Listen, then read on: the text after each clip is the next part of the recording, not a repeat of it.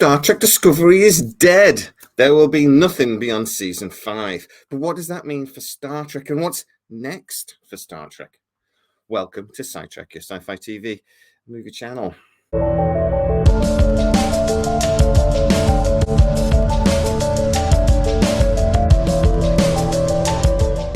So on this channel, we have discussed a few times now that Paramount plan to quietly remove Alex Kurtzman from Star Trek.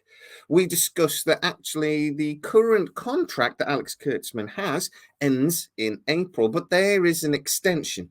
But the contract he had up until then was specifically states that he will produce Star Trek for Paramount. The extension doesn't have that distinction.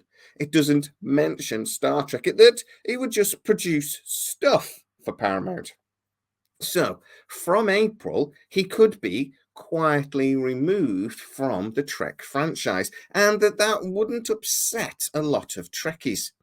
We would actually probably quite like Alex Kurtzman to be removed, because under his watch, we've seen a lot of, let's say, dodgy Star Trek. Now, the other rumor was that actually Paramount hoped to roll Star Trek back and ignore some of the mistakes under the Kurtzman era and bring us a Star Trek that we recognize more from like Deep Space Nine, Voyager, the Next Generation era. Now, I would actually argue that they've quietly already done that. If you actually look at what we've seen so far of Picard Season 3, the Star Trek universe it's based in looks way more like the Next Generation than it looks like Discovery.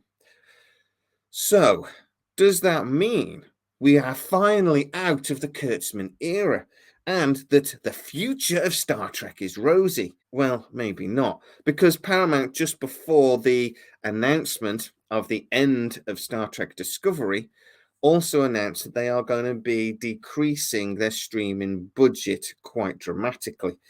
They, like a lot of other streaming services, owe a lot of money, and they're actually having a lot of pressure put on them by the stock exchange, etc., by the people who actually control the money to start making a profit. None of the streaming services, except maybe Netflix, actually make any money at all. And there's been an understanding for a long time that they needed to spend money to make money, that streaming services at the end of the day are a new thing.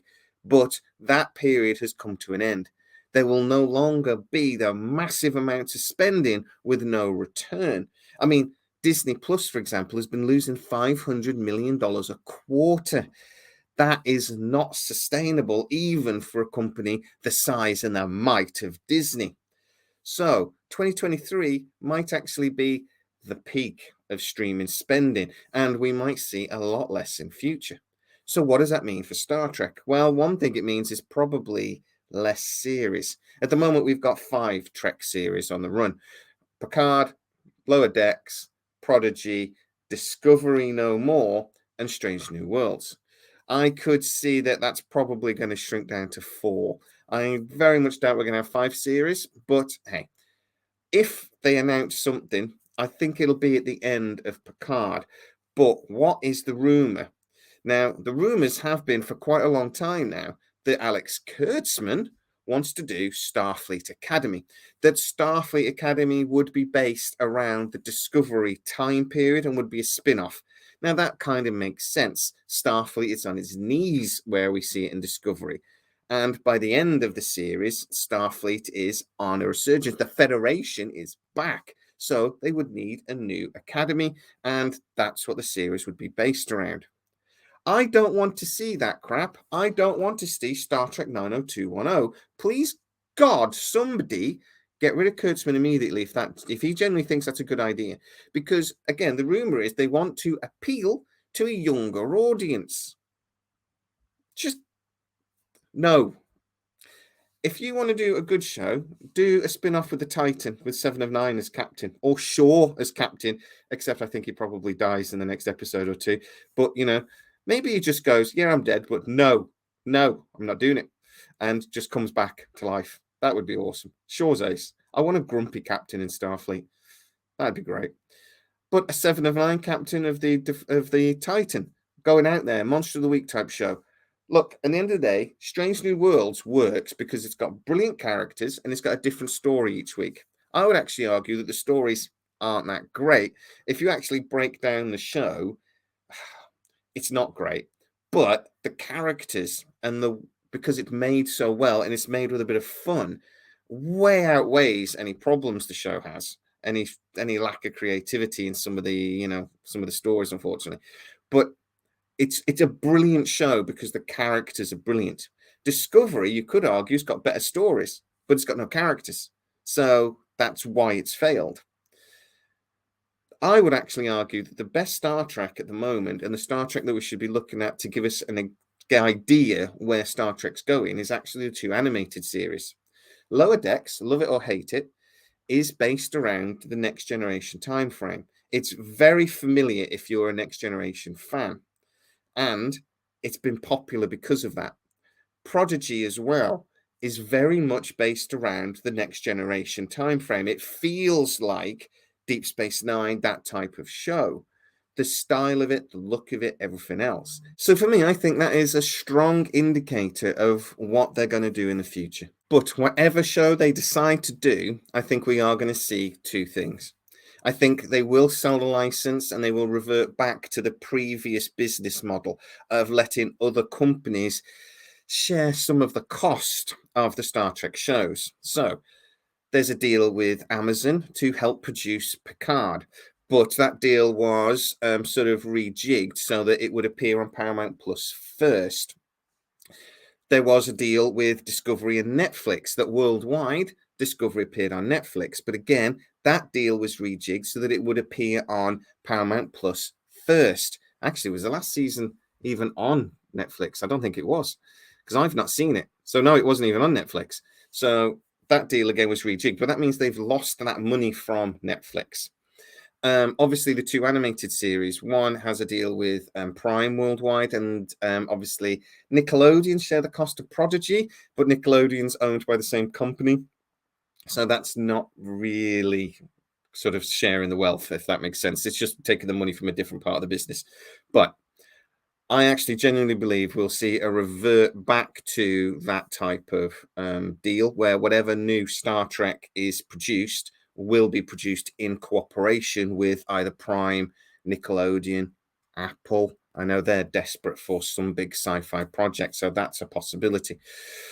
Paramount will look to get extra income by basically licensing out Star Trek.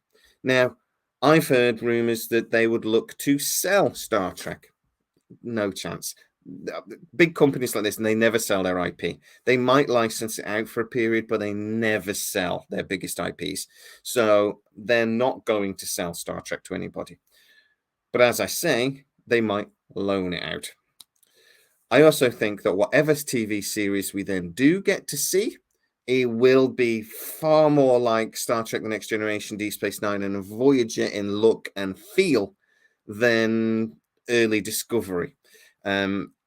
We're not going to see weird freaking Klingons. We're not going to see that dark universe maybe as much. I think a lot of the stuff with the Romulans in the first series of Picard, that'll just be forgotten about.